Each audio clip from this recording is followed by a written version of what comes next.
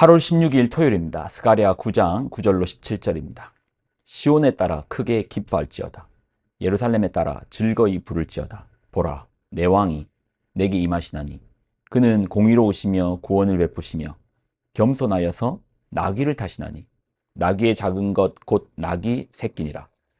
내가 에브라임의 병거와 예루살렘의 말을 끊겠고 전쟁하는 활도 끊으리니 그가 이방 사람에게 화평을 전할 것이요 그의 통치는 바다에서 바다까지 이르고 유브라데 강에서 땅끝까지 이르리라. 또 너로 말할진대 내 언약의 피로 말미암아 내가 내 갇힌 자들을 물 없는 구덩이에서 놓았나니 갇혀 있으나 소망을 품은 자들아 너희는 요새로 돌아올지니라. 내가 오늘도 이르노라. 내가 내게 갑절이나 갚을 것이라.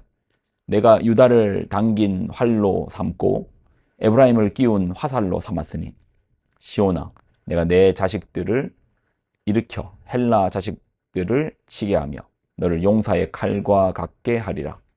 여호와께서 그들 위에 나타나서 그들의 화살을 번개같이 쏘아내실 것이며 주 여호와께서 나팔을 불게 하시며 남방 회오리 바람을 타고 가실 것이라. 만군의 여호와께서 그들을 호위하시리니 그들이 원수를 삼키며 물맷돌을 밟을 것이며 그들이 피를 마시고 즐거이 부르기를 술 취한 것 같이 할 것인즉 피가 가득한 동이와도 같고 피 묻은 제단 모퉁이와도 같을 것이라. 이날에 그들이 하나님 여호와께서 그들을 자기 백성의 양떼같이 구원하시리니 그들이 왕관의 보석같이 여호와의 땅에 빛나리로다. 그의 형통함과 그의 아름다움이 어찌 그리 큰지 곡식은 청년을 새 포도주는 처녀를 강건하게 하리라. 아멘. 기도하겠습니다.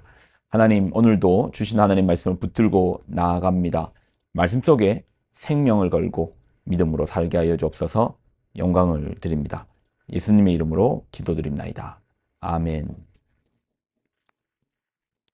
스가랴 9장은 메시아, 그러니까 예수님과의 아주 깊은 연결 지점이 있습니다. 예언의 장인데요. 자, 9장 9절을 보면 시온에 따라 크게 기뻐할지어다. 예루살렘에 따라 즐거이 부를지어다. 보라, 내 왕이 내게 임하시나니 그는 공의로우시며 구원을 베푸시며 겸손하여서 나귀를 타시나니 나귀의 작은 것 곧 나귀 새끼니라. 시온, 예루살렘아 크게 기뻐할지어다. 예루살렘의 딸들아 즐거이 부를지어다. 왜 기뻐하고 부르라고 하죠? 왕이 오시는 거예요. 왕이 오시는 거예요. 예수님께서 공생의 마지막에 예루살렘에 입성하실 때 그때 제자들에게 당부하신 말씀이 있습니다. 마태복음 21장을 보면 그들이 예루살렘에 가까이 가서 감난산 벳바게에 이르렀을 때 예수께서 두 제자를 보내시며 이르시되 너희는 맞은편 마을로 가라. 그리하면 곧 매인 나귀와 나귀 새끼가 함께 있는 것을 보리니 풀어 내게로 끌고 오라. 만일 누가 무슨 말을 하거든 주가 쓰시겠다 하라. 그리하면 즉시 보내리라 하시니 이는 선지자를 통하여 하신 말씀을 이루려 하심이라. 일렀으되 시온의 딸에게 이르기를 내 왕이 내게 임하나니 그는 겸손하여 나귀 곧 멍에 매는 짐승의 새끼를 탓도다 하라 하였느니라. 이 마태복음 21장에 인용하는 이 구절이 바로 스가랴서 9장 9절의 말씀인 거죠. 자, 그러면 우리가 생각해 볼게 왜 나귀 새끼입니까?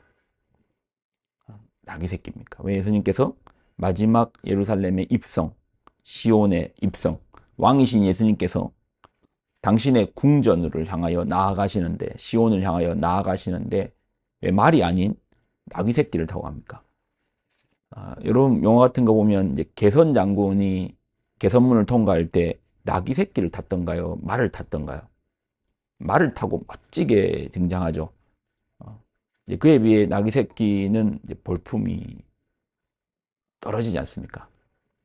이 말은 전쟁용이고 나귀는 무거운 짐을 옮기는 데 특화되어 있습니다. 그러니까 말과 나귀의 차이점이라 보면 지금 예수님 입성하시는데 고대 상황에서는 말을 타고 입성함과 나귀를 타고 입성함의 분명한 차이가 컸다고 합니다.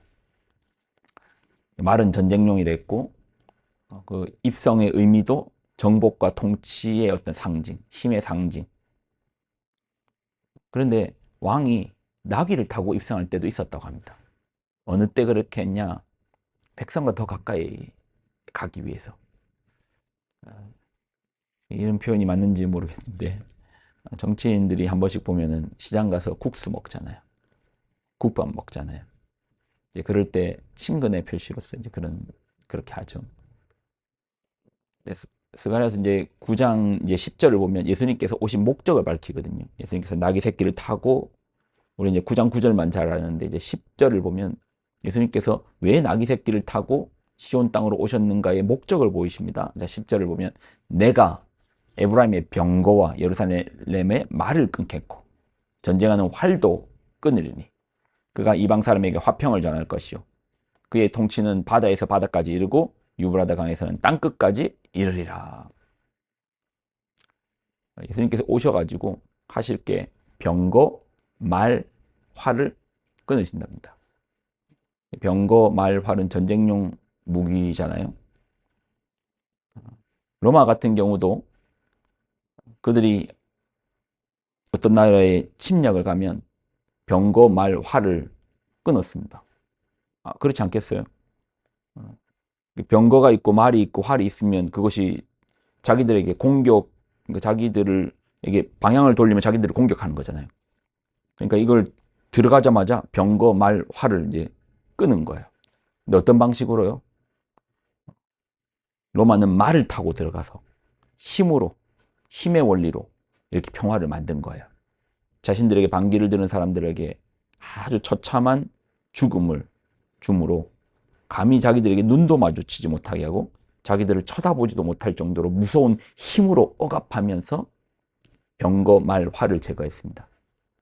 근데 예수님의 평화는 예수님 역시도 병거와 말과 활을 제거하시는데 보통 나라들 같은 경우는 힘으로 밀고 들어와서 그걸 제거하잖아요. 이번에 이란과 이스라엘 또 이제 미국 이 이란의 핵시설을 파괴할 때 병거, 말, 활을 제거했는데 어떤 식으로 했습니까? 나귀 새끼를 타고 가서 제거했습니까? 말을 타고 가서 제거했습니까? 말을 타고 가서 제거했죠. 폭탄을 떨어뜨리고 드론으로 공격을 하고 미사일을 쏘고 말을 가지고 가서 병거, 말, 활 그러니까 평화를 얻기 위해서 무력으로서 평화를 얻었죠. 더 큰 힘으로써 평화를 얻었습니다. 그러나 예수님은 평화를 얻기 위해서 스스로 평화가 되어 스스로 낮추어 스스로 나귀 새끼를 타고 들어가서 그 평화를 얻어냈습니다. 다르죠. 다르죠. 완전 다르죠. 가정의 평화를 만드는 방식이 두 가지가 있는데 하나는 아버지가요. 힘으로 자녀들을 억압하면 그 평화가 오죠. 눈도 못 마주치고 아버지 말 안 맞으면 아무도 대항하지 못하게끔 힘으로 제압해버리면 집이 평화가 옵니다.